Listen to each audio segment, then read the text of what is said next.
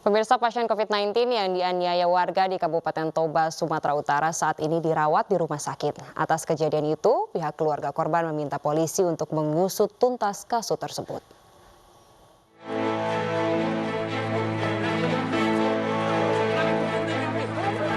Inilah video amatir yang viral di media sosial saat warga menganiaya seorang pasien positif COVID-19 di Kabupaten Toba Samosir, Sumatera Utara. Penganiayaan ini diduga akibat warga tak terima korban menjalani isolasi mandiri di desa setempat dan menjauhkan korban Salamat Sianipar dari kampungnya di Desa Bulu Silape, Kabupaten Toba Samosir. Video ini kemudian mendapat kecaman dari warganet. Untuk menghimbau untuk isolasi mandiri dan sudah dilakukan, rupanya adalah sedikit mungkin trouble di desa, sehingga kemarin hari Jumat kami bawa ke rumah sakit Persea untuk diobati COVID-nya, Pak. Sementara itu menurut keluarga korban, Salamat yang mengalami depresi ini sempat meludahi tangannya dan ingin menyentuh warga agar warga terpapar COVID-19. Hal ini kemudian memancing kemarahan warga dan berujung pada penganiayaan kepada Salamat. Tapi gara-gara tempatnya tidak memungkinkan di Sianipar, lokasinya itu nggak ada lampu, udah ini takut keluar dari situ, dari rumah isolasi. Setelah itu nggak tahu kenapa, gara-gara udah ini keluar, udah ini kayak dibikin, dia aja dipukul, diikat, diseret di jalan, kayak lebih-lebih dari binatang lah dibuat. Akibat kejadian itu, Salamat akhirnya dievakuasi ke rumah sakit untuk mendapatkan perawatan lebih lanjut. Keluarga korban yang tak terima atas penganiayaan itu meminta polisi untuk memproses hukum. Dari Kabupaten Toba, Aris Fernando Manalu, iNews melaporkan. Sementara itu, pemirsa, pemerintah Kabupaten Toba mengatakan warga desa tak bermaksud menganiaya korban yang positif COVID-19. Namun demikian, pihak keluarga tetap akan melaporkan penganiayaan tersebut ke polisi.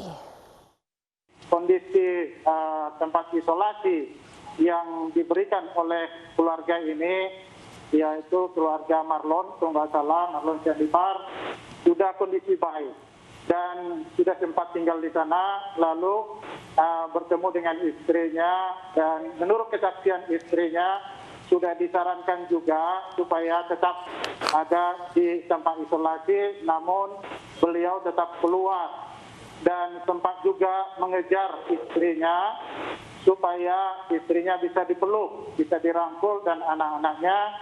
Sementara dari Dinas Kesehatan, dari kecamatan sudah memberikan nasihat supaya tidak boleh kontak kepada siapapun.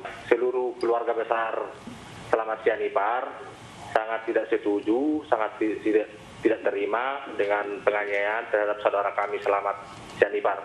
Jadi untuk langkah-langkah tersebut kami sudah melaporkan ke pihak yang berwajib. Sejauh ini Polres Toba pun juga sudah meminta keterangan beberapa warga untuk mendapatkan klarifikasi terkait. Prihatin dengan insiden penganiayaan terhadap 2 perawat, Persatuan Perawat Nasional Indonesia atau PPNI Jateng langsung mendatangi Rumah Sakit Gunawan Mangunkusumo, Ambarawa. Pihak PPNI berjanji akan mengawal kasus ini hingga tuntas.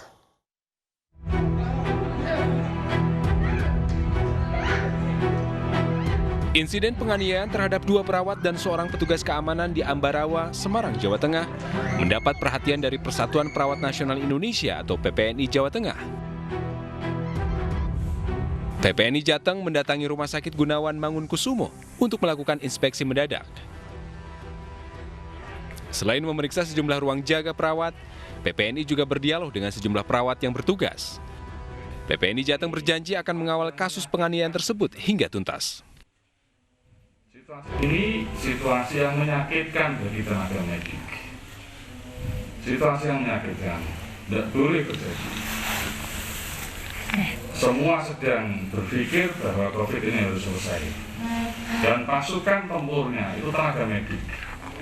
Kalau jumlah mereka yang terpapar dan gugur semakin banyak, sementara perlakuan publik terhadap mereka buruk, siapa lagi yang bertempur di lapangan untuk menghadapi COVID? Tidak ada lagi usaha tenaga medik. Peristiwa penganiayaan terjadi hari Sabtu kemarin. pulang, seorang keluarga pasien berdebat dengan seorang petugas keamanan karena tidak diizinkan mengambil foto jenazah. Para perawat yang mencoba melerai terkena gunting yang dibawa pelaku. Akibatnya, 2 perawat dan 1 petugas keamanan terluka. Sementara polisi telah memeriksa 6 orang, yakni 3 korban, pelaku penganiayaan dan 2 anggota keluarga pasien. Dari Semarang, Jawa Tengah, Lurisa Lulu, iNews melaporkan. Diduga karena salah informasi, warga menyerbu kegiatan vaksinasi yang digelar oleh salah satu restoran di Bandar Lampung. Warga pun gigit jari karena vaksinasi hanya diperuntukkan bagi karyawan restoran saja.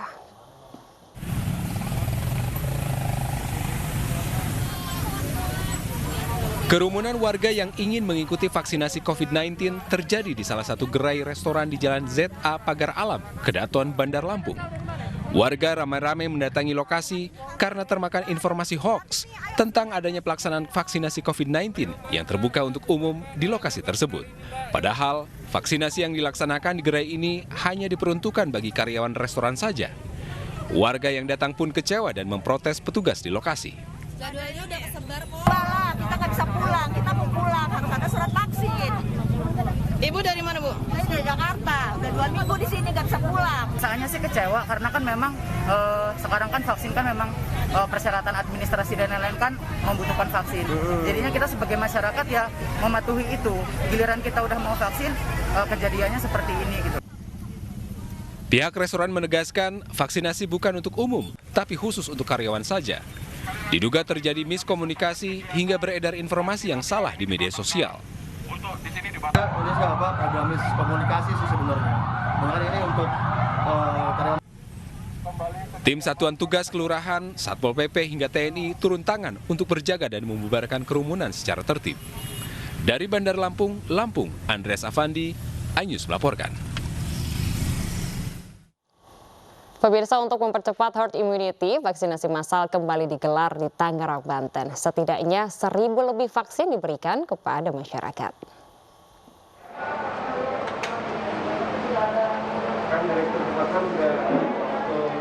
Vaksinasi massal kepada masyarakat kali ini digelar di Tangerang, Banten. 1.100 dosis vaksin diberikan kepada masyarakat pada hari Sabtu dan Minggu. Pemberian vaksin kali ini untuk mempercepat terbentuknya herd immunity, sehingga aktivitas masyarakat kembali seperti semula. Pada hari Sabtu, 500 vaksin diberikan kepada masyarakat, dan 600 vaksin diberikan pada hari Minggu. Karena itu kita optimis, kedepannya dengan percepatan vaksinasi ini, sektor industri, pelaku industri keuangan akan bisa bangkit lebih awal, dan sekaligus menopang pertumbuhan ekonomi kita ke depan.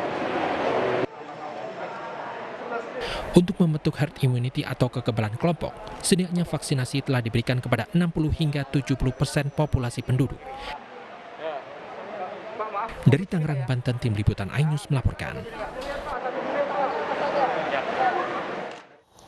Sementara itu, pemirsa, warga Pasar Kemis, Kabupaten Tangerang antri vaksinasi massal yang diselenggarakan di wahana permainan air Kabupaten Tangerang.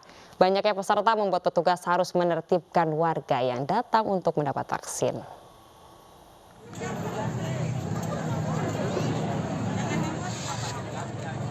Antrian panjang terjadi di halaman gerbang masuk wahana permainan air di Kabupaten Tangerang untuk vaksin COVID. Antrian panjang warga selama menunggu giliran penyuntikan tidak terhindarkan karena banyak warga yang datang sebelum jadwal penyuntikan. Kecamatan yang menjadi zona merah dengan angka sebaran tinggi, vaksinasi massal akan ditingkatkan agar tercapai herd immunity. Bersama keluarga atau gimana? Satu keluarga gitu. Kalau ini sekalian lagi ini vaksin di sini. Iya. Tadi udah divaksin? Udah, Pak. Dapat undangan dari mana? Dari kelurahan. Daftar di Waterboom Pasar Kemis di Grand Batavia Perumahan untuk melakukan vaksinasi massal di daerah ini, dan tentu saja ini salah satu contoh dan salah satu tempat yang menjadi vaksin center nantinya. Semoga bisa mencapai herd immunity sebelum bulan Desember nanti. Kecamatan Pasar Kemis menempati peringkat kedua dengan catatan lebih dari 400 warga dinyatakan positif corona. Sedangkan Kecamatan Kelapa II berada di peringkat pertama sebagai zona merah dengan catatan mencapai lebih 500 warga terkonfirmasi positif. Dari Kabupaten Tangerang, Emareni News melaporkan. Sini aja lah.